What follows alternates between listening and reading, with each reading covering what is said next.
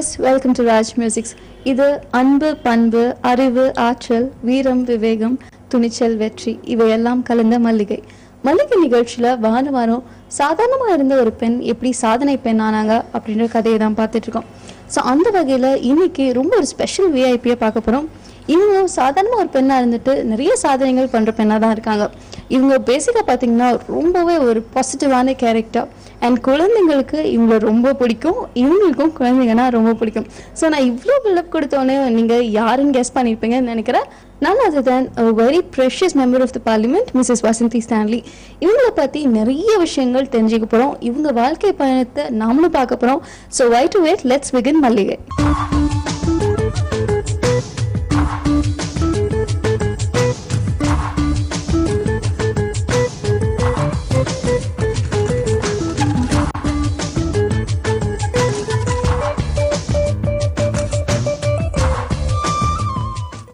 Hello ma'am, வணக்கம். வணக்கம். எப்படி இருக்கீங்க? நல்லா இருக்கேன். ஓகே மேம், நான் இன்ஃபேக்ட் வியூவர்ஸ்க்கு கொடுத்த இன்ட்ரோ வந்து பத்தாதுன்னு நினைக்கிறேன். ஸோ அதை விட ஜாஸ்தி தெரிஞ்சுக்கிறதுக்கு தான் இப்போ உங்களை டைரெக்டாக மீட் பண்ணியிருக்கேன். அண்ட் ஃபர்ஸ்ட் ஆஃப் ஆல் நம்ம வந்து ஸ்டார்டிங் ஸ்டேஜ்லேருந்து வரலாமே. உங்களோட சைல்டுஹுட் இதெல்லாம் எங்கே ஸ்பெண்ட் பண்ணீங்க?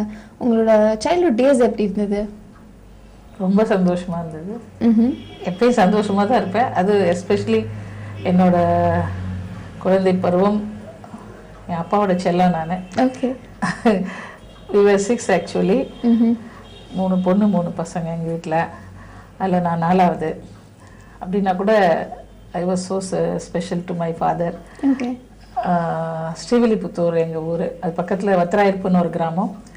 ஆனால் அங்கேயே வயல், வீடு, சொந்த வீடு, பால் மாடு, வீட்டு வசதி எல்லாமே இருந்தது. ஆனால் அப்பா வந்து எங்களை படிக்க வைக்கணும் அப்படிங்கிறதுக்காக ஸ்ரீவில்லிபுத்தூரில் இருக்கணும்னு அங்கேருந்து எங்கள் தாத்தாவோட விருப்பத்துக்கு மாறாக இங்கே வந்து தங்கிட்டாங்க. எங்கள் பொம்பளை பசங்களை படிக்க வைக்கக்கூடாதுன்னு தாத்தாவோட ஐடியா. ஆனால் எப்படியாவது எங்களுக்கு படிப்பு கொடுக்கணுங்கிறது எங்கள் அப்பாவோட ஐடியா. அதனால ஸ்ரீவில்லிபுத்தூர் வந்துட்டோம். சைல்ட்ஹுட் வந்து பக்கத்தில் வீட்டில் அவங்க மணி அடிக்க ஆரம்பிக்கும் போது வீட்டிலேருந்து கிளம்புனா மணி அடித்து முடிக்கும்போது ஸ்கூலுக்கு போயிடலாம். அவ்வளோ பக்கம் ஸ்கூலு. பட் வந்து ரொம்ப சந்தோஷமான நாட்கள். ஓகே. ஸோ ஸ்ரீவில்லிபுத்தூர்லேருந்து எப்போ சென்னைக்கு வந்தீங்க? ஸ்ரீவில்லிபுத்தூர்லேருந்து சென்னைக்கு நடுவில் திருமணம் ஆகிடுச்சு. கவர்மெண்ட்டில் வேலையில் இருந்தேன். வேலையில் இருக்கும்போது முதல்ல வேலை வந்து பெரியார் டிஸ்ட்ரிக்ட் ஈரோடில் வேலை செய்தேன். அதுக்கு பிறகு அங்கேருந்து டிஎன்பிசியில் தமிழ்நாடு அரசு தேர்வாணையத்தோடைய இதில் வந்து எனக்கு போஸ்டிங் போட்டாங்க. ஸோ அதனால் 89 நவம்பரில் அந்த வேலையில் வந்து ஜாயின் பண்ணுங்கிறதுக்காக அங்கே நீங்கள் வந்துட்டேன். ஓகே. அண்ட் அதுக்கப்புறம் தான் லைக் கவர்மெண்ட் ஜாப் எல்லாம் தாண்டி தான் நீங்கள் வந்து பாலிடிக்ஸ்குள்ளே வந்தீங்க இல்லையா? கவர்மெண்ட் ஜாப்ல இருந்துக்கிட்டே தான் பாலிடிக்ஸ்லேயே இருந்தேன். Okay. I don't want to be a bad example to others. So நான் ரொம்ப ஃபோக்கஸ் பண்ணி யார்கிட்டே சொன்னதில்லை. பட் 2007 நவம்பர் வரைக்கும் ஒரு 20 வருஷம் கவர்மெண்ட் சர்வீஸை முடிச்சுட்டு தான் வெளியில் வந்திருக்கேன். புனே பேரில் இருந்தேன். அங்கே வசந்தி, இங்கே வசந்தி ஸ்டான்லி பொது வாழ்க்கைக்கு. ஓகே. அதுதான் என்ன வித்தியாசம். மற்றபடி ஒரு முதல்ல சின்ன வயசுலேருந்தே எங்கள் அப்பா வந்து என்ன நிறைய பொதுக்கூட்டங்களுக்கெல்லாம் கூப்பிட்டு போவாங்க. அவங்களே கொஞ்ச நாள் கருப்பு சட்டையெல்லாம் போட்டுட்டு பெரியாரோட கொள்கையினால ஈர்க்கப்பட்டு இருந்தாங்க. அப்புறம் அண்ணாவோட கூட்டத்துக்கெல்லாம் போவாங்க. அவங்களும் கவர்மெண்ட் சர்வெண்ட்டாக இருந்ததுனால அவங்களுக்கும் கொஞ்சம் லிமிடேஷன்ஸ் இருந்தது. இல்லைன்னா ஒருவேளை அவரும் நேரடியாக அரசியலில் வந்து பங்கு பெற்றிருக்கலாம், சொல்ல முடியாது. ஆனால் என்னை வந்து முதல்ல இருந்தே சின்ன வயசுலேருந்தே எங்களை வந்து எல்லா கூட்டங்களுக்கும் கூட்டிகிட்டு போவாங்க. ஓகே. அது வந்து தலைவரோட கலைஞர் அவர்களோட ஸ்பீச் கேட்கறதுக்கு, காமராஜர் அவர்களை பக்கத்தில் பார்த்துருக்கேன், பெரியாரோட ஸ்பீச் கேட்டிருக்கேன். புரியாதப்போ. ஆனால் அப்பா வந்து எனக்கு அதில் ஒரு ஆர்வத்தை உருவாக்கணும் அப்படிங்கிறதுக்காக. அதே போல் அது இலக்கிய கூட்டமாக இருந்தாலும் கூட்டிகிட்டு போவாங்க. வந்து ஆன்மீக கூட்டங்களாலும் கீரன், அப்புறம் வந்து வாரியார், அந்த மாதிரி கூட்டங்கள்லாம் கூட கூட்டு போயிருக்காங்க. அவங்களுக்கு என்னென்னா தமிழில் நல்ல ஆர்வம் வரணும், நான் நல்லா மேடை பேச்சு நல்லா பேசணும் அப்படிங்கிறது அவங்களுக்கு ஒரு ஆர்வம். அதுக்காக அந்த மாதிரி கூட்டிகிட்டு போயிட்டு இருந்தாங்க. Okay ma'am. ஸோ பேசிக்காக ஆரம்ப கட்ட காலத்தில் உங்கள் அப்பா வந்து ரொம்ப இன்ஸ்பயர் பண்ணியிருக்காங்க இல்லையா உங்களை? அண்ட் அவரோட ஆசை வந்து தமிழ் பேச்சாளர் ஆகணும் அப்படின்னு. அண்ட் நீங்கள் வந்த ஃபீல்டு வந்து பாலிடிக்ஸ். எப்படி இந்த ஃபீல்ட் சூஸ் பண்ணீங்க? பேச்சாளராக தானே நான் அரசியல்லே அறிமுகமானேன். ஓகே. திமுகவில் நான் தலைமை கழக பேச்சாளராக தானே என்னை முதல்ல வந்து என்னை அறிமுகப்படுத்திக்கிட்டேன். என்னோட பேச்சாற்றல் தான் என்னை இவ்வளவு தூரத்துக்கு வந்து ராஜ்யசபாவுக்கு அனுப்புறவங்களுக்கு வந்து பேச்சாற்றல் இருக்கிறவங்களுக்கு மாத்திரம் தான் அனுப்புவாங்க. ஓகே. சோ அப்பாவோட கனவும் நிறைவேறிச்சு. என்னோட குரல் வந்து தமிழகம் எங்க ஒலிக்கணும்னு நினைச்சாங்க. தமிழ்நாட்டுக்காக ஒலிக்கிற அளவுக்கு அது வருங்கிறது வந்து அப்போ அவருக்கு தெரியல. Fantastic ma'am. அவர் இருந்து பார்க்கறதுக்கு இல்லை, இப்போ இருந்தா கூட கண்டிப்பா அவரோட கனவு எப்படியும் நிறைவேறிச்சு. அண்ட் நான் கேட்ட மாதிரி அவர் கேட்ட கனவு வந்து கல்லூரி நாட்கள்லேயே பள்ளி நாட்கள்லேயே நிறைவேறிச்சு. பட்டிமன்றங்கள் எல்லாம் நிறைய பரிசுகள் வாங்கியிருக்கேன். நான் வந்து ஸ்டாண்டர்ட் ஃபயர் ஒர்க்ஸ் ராஜரத்னம்மாள் கல்லூரின்னு சொல்லி SFR காலேஜ் ஃபார் விமன் சிவகாசியில் இருக்குது. அங்கே தான் என்னோட BA இங்கிலீஷ் படித்தேன். நான் இப்போ வீட்டு பக்கத்துலேயே ஸ்கூலு, அது வரைக்கும் ஸ்கூல் ஃபைனல் அங்கே படித்தேன். அங்கே கல்லூரியில் படிக்கும்போது நான் பார்ட்டிசிபேட் பண்ணாத போட்டிகள்னு சொல்லவே முடியாது. பாட்டு, டான்ஸு, கதை எழுதுறது, கவிதைகள் எழுதுறது, கட்டுரைகள் எழுதுறது, இதுக்கும் மேலே வந்து குறிப்பாக பேச்சு போட்டி, பட்டிமன்றங்கள் எல்லாமே எல்லா விதத்துலேயும் ஒரு வருஷமும் 3 வருஷமும் வந்து எங்கள் கல்லூரியில் வந்து நாடகங்கள் ரொம்ப ஃபேமஸ்ஸு. அதில் 3 வருஷமும் நாடகத்தில் நான் தான் ஹீரோ. அந்த மாதிரி பாரதியாரா நடிச்சிருக்கேன். மாதிரி வந்து கோவி மணிசேகரன் அவங்களோட கதையை வந்து நாடகமாக்கியிருக்காங்க. எங்க கல்லூரியோட நாடகம் வந்து அந்த சுற்று வட்டாரத்துல எல்லாருக்கும் ரொம்ப ஃபேமஸ். கிட்டத்தட்ட ஒரு ப்ரொஃபஷனல் இது மாதிரி ஒரு 1.5-2 மணி நேரத்துக்கு நடக்கும் அந்த நாடகம். ஸோ அதுக்கு மெயினா வந்து அந்த கேரக்டரை நான் 3 வருஷமும் நான் நடிக்கும்போது நான் தான் அந்த மெயின் கேரக்டர்ல நடிச்சிருக்கிறேன். அந்த மாதிரி எல்லா விதத்துலயும் வந்து அவரோட கனவு அப்பவே நனவாயிட்டு இருந்தது. அதுக்கு பிறகு வந்து எனக்கு வாய்ப்பு இல்லை. நான் அரசாங்க வேலைக்கு வந்துட்டதுனால அரசு வேலைக்கு வந்து கொஞ்ச நாள் 86ல் வந்து 88ல அப்பா இறந்துட்டாங்க. பட் வந்து பேச்சு திறமை வளர்த்துக்கிட்டேங்கிற வரைக்கும் தெரியும். அது இவ்வளவு தூரம் வந்து வருவேங்கிறது அவருக்கு அப்போ தெரியல. Okay ma'am. அண்ட் இப்போ அப்பாவுக்கு அப்புறம் உங்க ஹஸ்பண்ட் வந்து டோட்டல் சப்போர்ட்டாக இருக்காரு உங்களுக்கு. இன்ஃபேக்ட் ஆனாலும் இப்போ வரைக்கும் நீங்க என் கேள்விக்கு இந்த பதில் சொல்ல, அதாவது எப்படி பாலிடிக்ஸ்குள்ள நீங்க வரணும் அப்படின்ற ஆர்வம் வந்தது? அது அரசியல் ஆர்வம் வந்து எனக்கு நினைவு தெரிஞ்சு வந்து கிட்டத்தட்ட இப்போ நான் வந்து 63ல் பிறந்தேன். நான் எனக்கு நல்ல நினைவு தெரிஞ்சு நான் அரசியல் பேசணும்னு ஆரம்பிக்கும் போது 76 திமுகவோட வந்து அரசியலே வந்து ஆளுங்கட்சியாக இருக்கக்கூடிய அந்த வாய்ப்பு இல்லாத காலம். 76க்கு அப்புறம் திருப்பி 89ல் தான் ஆட்சிக்கு வராங்க. ஆனா இந்த 13 ஆண்டு காலமும் வந்து பேசிக்கா முதல்ல இருந்தே அப்பா வந்து DMK சப்போர்ட்டர் தான். கவர்மெண்ட் சர்வெண்ட் இருந்தனால அவங்களால முழுக்க வெளியில சொல்ல முடியல. பெரியார், அண்ணா, கலைஞர் இதுதான் அவங்க கண்ட தலைவர்கள். அதுக்கு மேல யாரும் கிடையாது. அதுதான் எனக்கு சொல்லி கொடுத்தாங்க. பேச்சாற்றல்னு சொல்லும் போதே ஆட்டோமேட்டிக்கா தமிழ், பேச்சாற்றல் சொல்லும் போதே தமிழ்ல இதுன்னு சொல்லும் போதே தலைவர் அவங்க கூட அட்டாச்சு தான். ஸோ எனக்கு வந்து நான் தமிழ் வந்து இது படிக்கும் போதே தலைவர் எழுதக்கூடிய குறளோவியங்கள் ஒன்னொன்னையும் படிச்சு நானும் அப்பாவும் உட்காந்து டிஸ்கஸ் பண்ணுவோம். ஸோ அந்த மாதிரி நெஞ்சுக்கு நீதி எழுதினாங்கன்னு சொன்னா தலைவர் இதை தொடரா வரும்போது இன்றைக்கு புத்தகமா வர்றதுக்கு முன்னால இருந்து அதை வந்து படிப்பாங்க. நாங்க 2 பேரும் டிஸ்கஸ் பண்ணோம். இப்படி இருக்கும்போது எப்போ வந்து எனக்கு தமிழுக்கு மேல எனக்கு ஆர்வத்தை ஊட்டும் போது அரசியல் ஆர்வத்தையும் சேர்த்துதான் அப்பா ஊட்டியிருந்தாங்க. ஆனா அவருக்கு இருக்கிற லிமிடேஷன் மாதிரியே நானும் கவர்மெண்ட் சர்வீஸ்ல தெரியாம நுழைஞ்சிட்டதுனால அது உள்ளவே இருந்தது. அதுல ஆக்டிவா நான் பார்ட்டிசிபேட் பண்ணணும்னு நினைச்சது எப்ப அப்படின்னு சொன்னா 95. ஓகே. ஏன்னா இன்னொரு பொது தேர்தல் வந்து சட்டமன்ற தேர்தல் வரப்போகுதுங்க கூடிய ஒரு நிலைமை. உண்மையை சொல்ல போனா நான் அரசியலுக்கு நேரடியா ஏன் வந்தேன் அப்படின்னு சொன்னா ஜெயலலிதா தான் ஒரு காரணம்னு சொல்லணும். ஒருவேளை நான் திமுகல இருந்துட்டு இப்படி சொல்றது உங்களுக்கு ஒரு வியப்பா இருக்கலாம். ஆனா உண்மை அதுதான். என்ன அப்படின்னா 91ல் இவ்வளவு தூரத்துக்கு நான் இப்போ ஆக்டிவ் பாலிடிக்ஸ்ல இல்லைன்னா கூட மனசுக்குள்ள ஒரு பரவாயில்லையே இப்படி ஒரு நம்ம தமிழக அரசியலுக்கு ஒரு பெண் முதல்வர் வந்திருக்காங்களே அப்படின்னு சொல்லிட்டு அவங்கள ஒரு முன்னாள் நடிகை மாத்திரம்தான் அந்த நேரத்துல. ஆனா ஒரு பாலிட்டிஷியனா அப்ப வந்து அவங்க வரல. அதனால எனக்கு வந்து முதல்ல ஒரே ஒரு துளி மனசுக்குள்ள தலைவர் வரலங்கிற வருத்தம் இருந்தா கூட ஒரு மனசுக்குள்ள பரவாயில்ல ஒரு லேடி வந்திருக்காங்களே முதல்வர்னு. ஆனா ஒரு 100வது நாளை கடக்கும் போதுல இருந்து அவங்களோட அந்த அரகன்ஸ், மற்றவங்களை மதிக்காத போக்கு, பின்ன வந்து அரசியல்ல இருக்கக்கூடிய லஞ்சங்கள் அப்படி இப்படின்னு சொல்லி இதுவரை தமிழ்நாட்டுடைய பேரு இல்லாத அளவுக்கு அரசியல்ல ஒரு கெட்ட பேர் ஆயிடுச்சு. அதுக்கப்புறம் என்னன்னா 95ல் என்னன்னா அவங்க அப்படி பண்ணுவாங்க இப்படி பண்ணுவாங்க, அரசியல் அப்படி இருக்குது, திருப்பி ஆட்சிக்கு வருவாங்க, என்னெல்லாமோ ஒரு கற்பனைகள் கதைகள்லாம் சொல்லும்போது ஏன் இப்படி ஒரு தூரத்துக்கு வந்து நம்மளும் ஏன் வந்து அதை ஒரு ஓரமா நின்று ஏன் நம்ம பார்க்கணும்? நம்ம சொல்றோம் எல்லாருமே வந்து பாலிடிக்ஸ் வந்து அப்படி இப்படின்னு சொல்லி எல்லாரும் பேசுறாங்க. படிச்சவங்க வரணும்னு சொல்றோம், பாலிடிக்ஸ் மாறணும்னு சொல்றோம், அரசியல்ல இருக்கக்கூடிய அரசியல்வாதிகள் மாறணும்னு சொல்றோம். ஏன் அதை வந்து நம்ம ஏன் அதுக்கு ஒரு முன்னுதாரணமாக இருக்கக்கூடாது? ஏன் நம்ம அந்த மாற்றமா இருக்கக்கூடாது? மாற்றத்தை நம்மளால முழுமையாக கொண்டு வர முடியலன்னா அதுக்குண்டான விதையாவது நம்ம போடலாம் இல்லையா? அதுதான் இந்த விஷயத்தை பொறுத்தளவுல இவங்க ஒரு திரைப்பட பாடல் எம்ஜிஆர் அவங்க பாடல் தான். 1000 ஆண்டுகள் போகட்டுமே, நம் பொறுமையின் பொருள் மட்டும் விளங்கட்டுமே, வரும் காலத்திலே நம் சந்ததிகள் நாம் அடிமை இல்லை என்று முழங்கட்டுமே அப்படின்னு சொல்லி ஒரு பாட்டு வரும். இந்த பாட்டுல எனக்கு ஒரு அசைக்க முடியாத நம்பிக்கை உண்டு.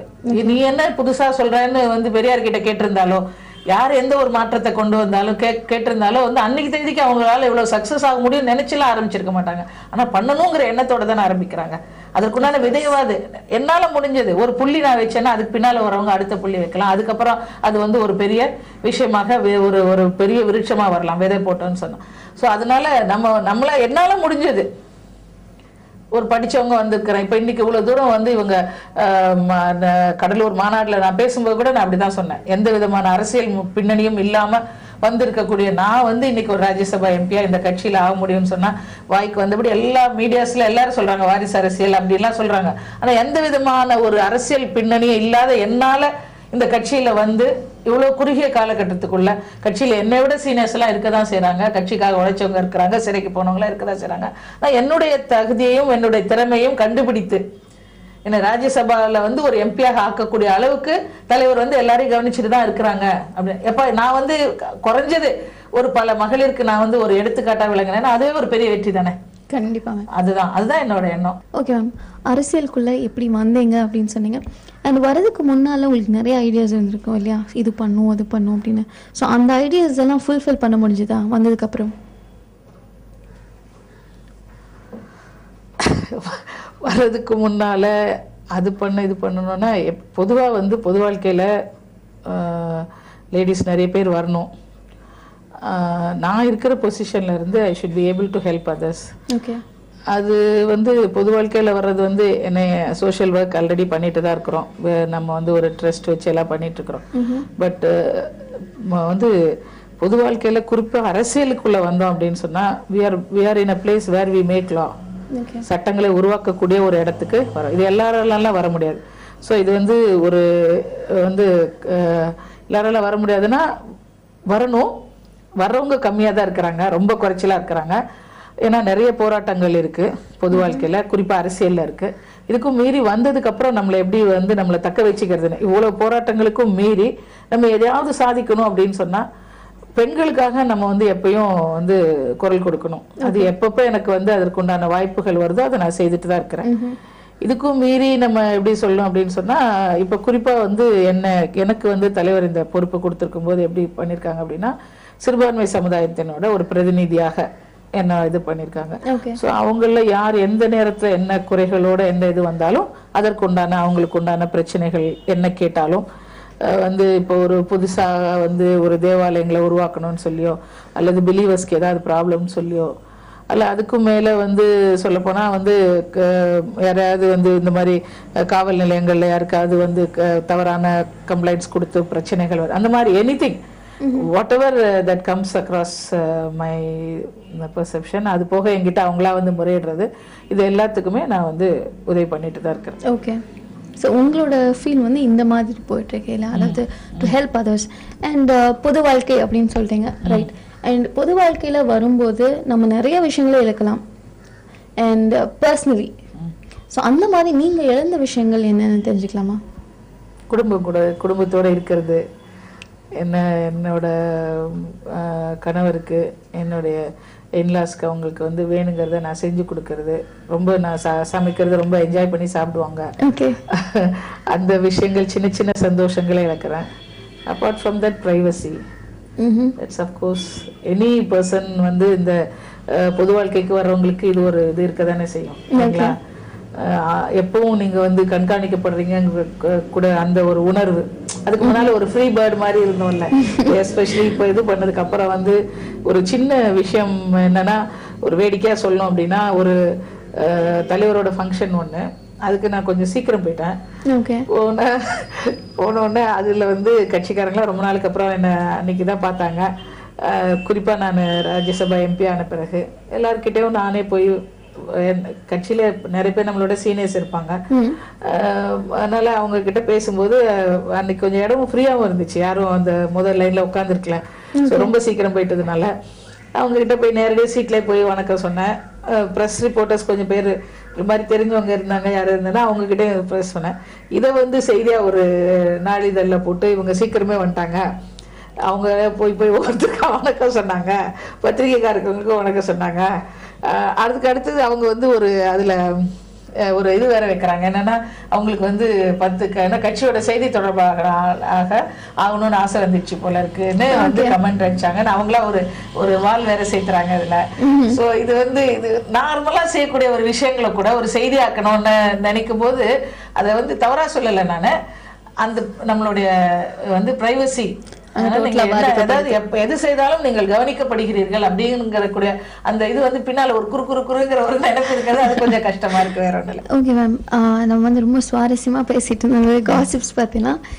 நீங்க நிறைய விஷயங்கள் சொன்னீங்க, அதாவது உங்களோட பிரைவசி எவ்வளவு தூரத்துக்கு பாதிக்கப்படுது அப்படின்னு.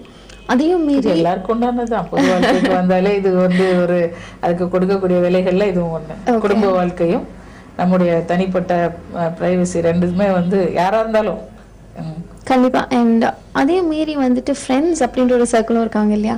ஸோ அவங்களையும் நீங்க எவ்வளவு தூரத்துக்கு மிஸ் பண்றீங்க? I don't miss much of my friends because the much gifted cell phone is there, of course. இன்னொன்று எப்போ டைம் இருந்தாலும் அது வந்து ஈவன் ஆட் ஹவர்ஸ் பார்க்கணும்னு நினச்சா உடனே I will go to their house. Time இருந்தால் இல்லை ஐ பிரிங் தெம் ஹியர், அந்த மாதிரி பார்த்துறோம். இந்த செல்ஃபோன் இருக்கிறது ரொம்ப வசதியாக இருக்குது இல்லைங்களா? அது ஒன்று. ஸோ மிஸ்ஸிங்னா நான் பொதுவாக வந்து ரொம்ப இந்த மாதிரி தேவையில்லாமல் அரட்டடிக்கிறதோ, அவங்க கூட இந்த மாதிரி போய் சோஷியலைஸ் பண்ணும், ஹோட்டல் சினிமா அந்த மாதிரி டைப்பே கிடையாது. அப்படி பார்க்க போனால் என்னோட தனியான நேரங்கள் வந்து mostly I spend with books. Okay. கொஞ்சம் டைம் கிடைச்சாலும் even I lock myself inside. Even வெளியே பூட்டை போட்டுட்டு நான் வார்டு வீட்டுக்குள்ள வந்து படிச்சுட்டு இருப்பேன். ஸோ என்னோட ஃப்ரெண்ட்ஸ்ன்னு பார்த்தீங்கன்னா ஈவன் இண்டிவிஜுவல்ஸ் மீறி வந்து